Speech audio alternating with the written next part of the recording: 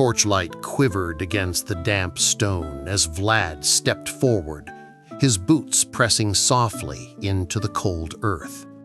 Shadows stretched long across the chamber, bending as if unwilling to touch him.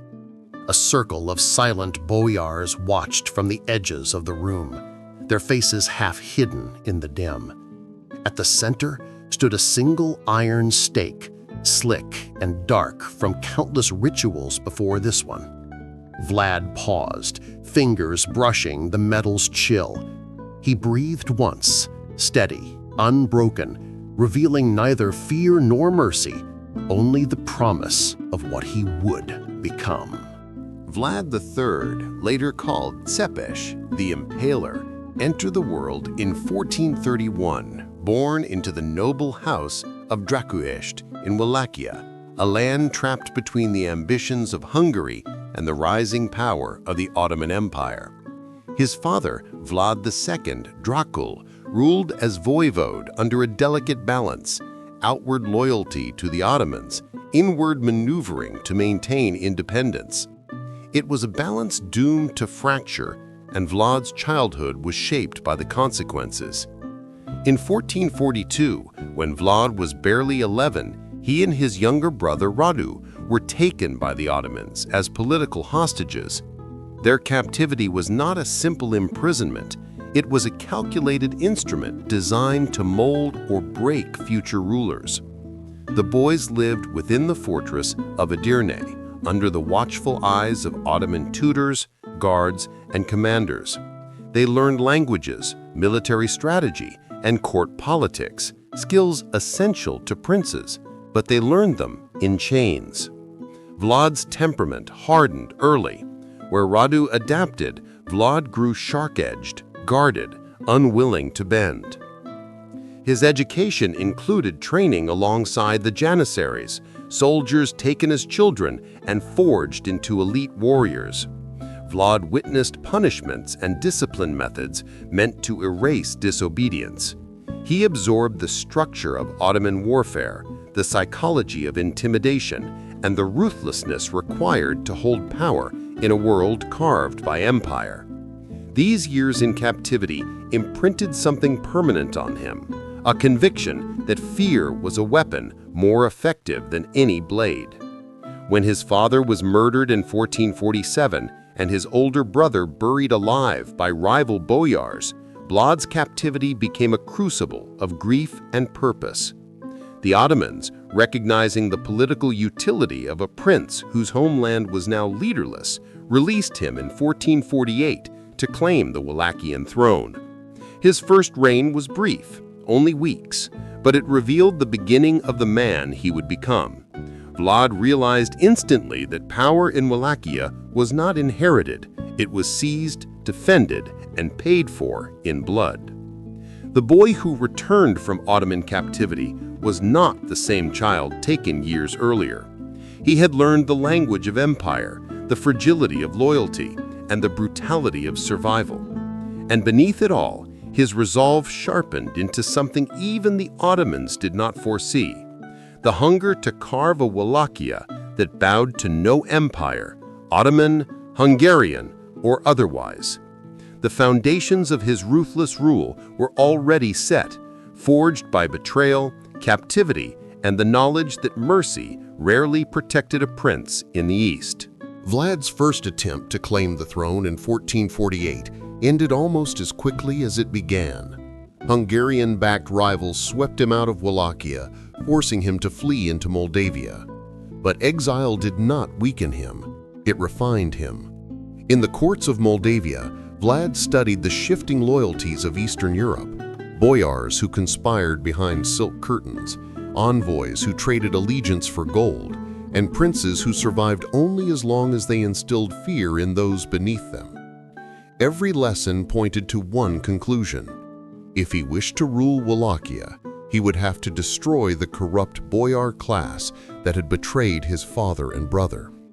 By 1456, the region was again churning with conflict. The Ottomans pushed deeper into the Balkans, while Hungary, under Jan Hunyadi, struggled to hold them back. Vlad seized the moment. With Hunyadi's support, An irony, since Hunyadi's actions had contributed to Vlad's father's downfall. He marched toward Wallachia. At the Danube crossings, battles erupted under the heat of midsummer. Vlad's forces were smaller, but his tactics were merciless and precise. Through ambushes, night attacks, and psychological warfare, he cut down loyalists of the reigning prince, Vladislav II. The final confrontation came near Târgoviște. Chronicles say the two princes met in single combat, though history cannot confirm it. What is certain is that Vladislav fell and Vlad III reclaimed the throne of Wallachia, this time not as a puppet of an empire, but as a ruler determined never to be displaced again. His rule began with a brutal purge. Vlad summoned the boyars who had betrayed his family to a lavish Easter feast in 1457. Midway through the celebration, he arrested them. The elderly were executed. The able-bodied were marched to the fortress at Poianari and forced to labor under exhausting conditions, constructing his stronghold high above the Arge River. Many died along the way. The survivors became unwilling builders of Vlad's future fortress. It was a message carved not into parchment, but into flesh and stone. Vlad's justice was not random. In a land fractured by noble plots and shifting loyalties, he believed fear was the only force capable of unifying Wallachia. And so he governed with an iron spine. Thieves were impaled, corrupt officials executed, and travelers reported roads lined with stakes bearing the bodies of criminals. These acts were meant to terrify, but also to stabilize. Under Vlad, crime plummeted, order returned, and even foreign merchants noted the safety of Wallachian roads. To his enemies, Vlad was a monster. To his people, he was a ruler who finally made the law stronger than the nobility. But beyond Wallachia's borders, whispers of his methods began to spread, whispers that would soon draw the full attention of the Ottoman Empire. By the early 1460s, word of Vlad's iron rule had spread across the Carpathians, but nowhere did it echo louder than in the halls of the Ottoman court. Sultan Mehmed II, conqueror of Constantinople, regarded Wallachia as a vassal state meant to provide tribute and obedience. Vlad rejected both. When the Sultan sent messengers demanding overdue payments, Vlad had their turbans nailed to their skulls, punishment, he claimed, for failing to remove headwear before a prince. It was a gesture calculated not only for defiance, but for clarity. Wallachia would bow to no empire. Tension exploded into open conflict in 1461. Vlad struck first, launching a series of winter raids across the Danube, burning Ottoman settlements and ambushing garrisons along the frontier. He used deception, disguising his men as Ottoman troops to infiltrate enemy positions. Chronicles describe villages left in ruins and thousands of enemy soldiers killed, not from cruelty alone, but from a strategy aimed at preventing the Sultan's forces from using Wallachia as a staging ground. Mehmed II could not ignore the humiliation. In 1462, he marched north with an army estimated between 60 and 100,000, one of the largest ever sent against a single Balkan ruler. Vlad's forces were a fraction of that size. He could not defeat the Ottomans in open battle, so he resorted to terror, sabotage, and the very psychological warfare he had learned during his years as a hostage. The most infamous moment came near Târgoviște. As the Sultan's army advanced, they discovered the Forest of the Impaled, a horrific tableau of 20,000 Ottoman prisoners, merchants, and collaborators, each mounted on a stake that swayed in the wind. The stench carried for miles. The sight was so overwhelming that even the hardened troops of Mehmed II hesitated, and the Sultan himself is said to have admitted that a man capable of such acts could not be easily defeated.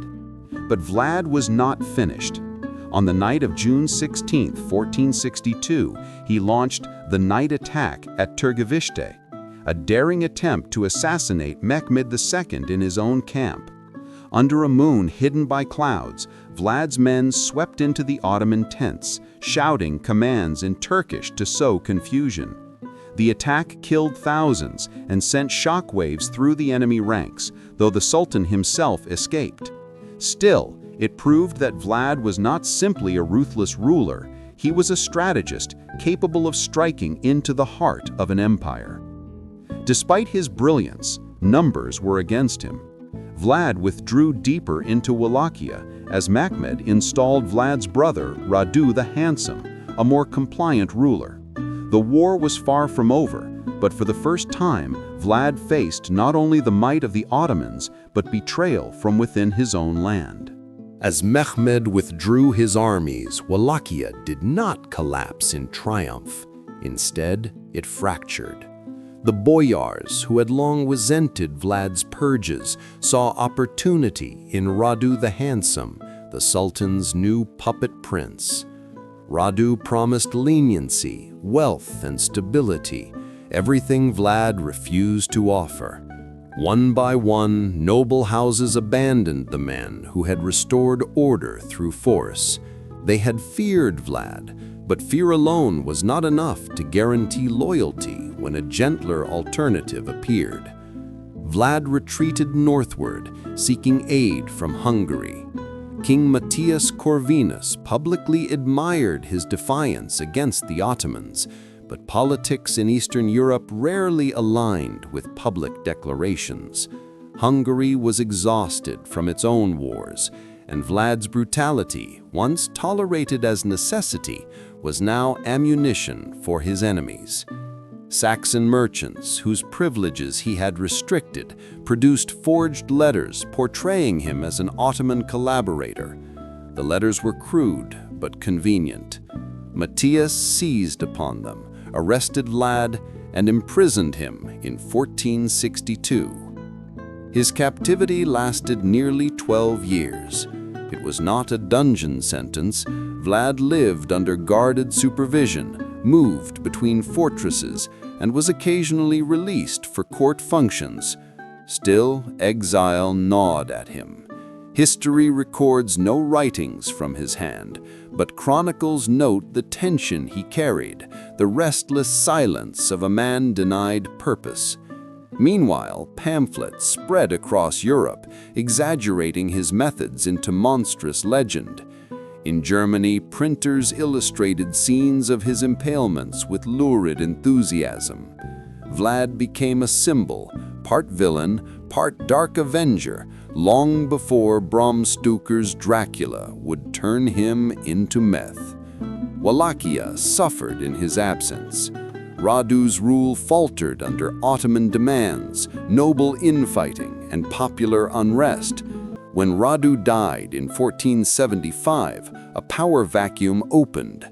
The region teetered between Hungarian and Ottoman influence, and Matthias saw strategic value in reinstating the only man who had ever truly held Wallachia together.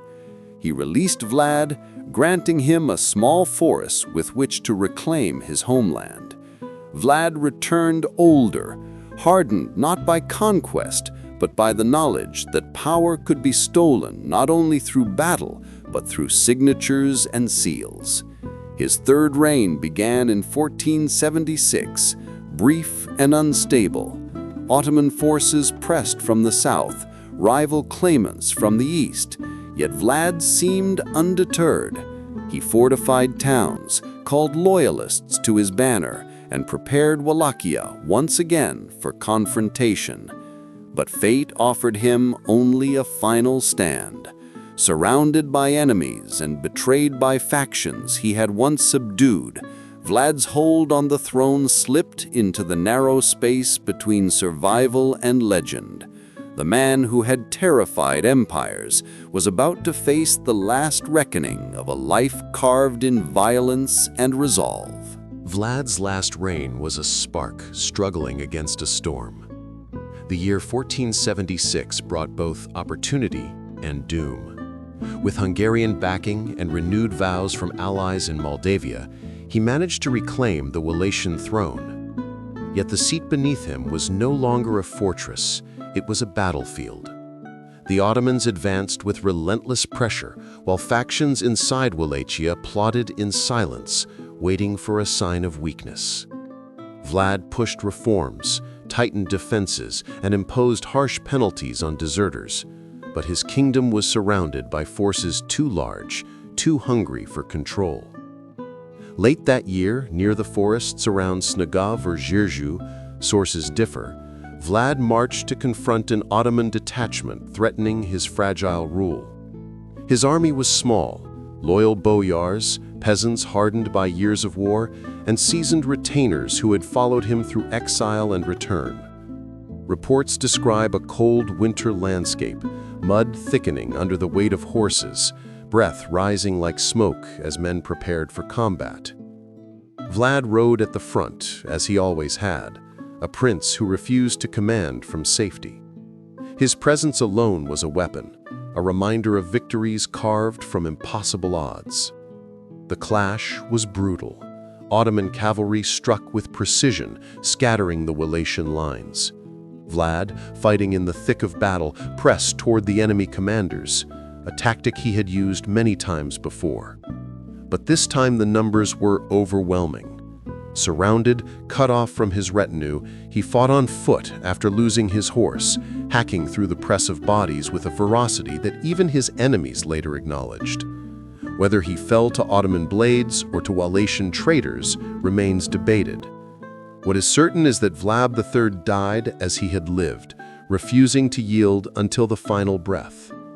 His head was taken to Constantinople, displayed before Sultan Mehmed II as proof that the Impaler was gone. Yet death did not silence him. Wallachia entered a new age of uncertainty, but the memory of Vlad's rule endured in chronicles, folktales, and foreign accounts. To his enemies, he remained a tyrant whose cruelty bordered on madness. To his people, he was a prince who imposed order where chaos had reigned. And to Europe, he became a figure larger than history, a symbol of the terrifying edge between justice and brutality. Centuries later, fiction would twist his image into the immortal vampire of Western imagination. But beneath the legend stood a real man, a ruler forged by betrayal, captivity, and a world where power was earned through fear. Vlad III Țepeș did not survive the empires surrounding him, but he carved his presence so deeply into the consciousness of his age that even time could not erase him. He died as a prince, but remained as something far more enduring, a shadow cast across history, impossible to ignore.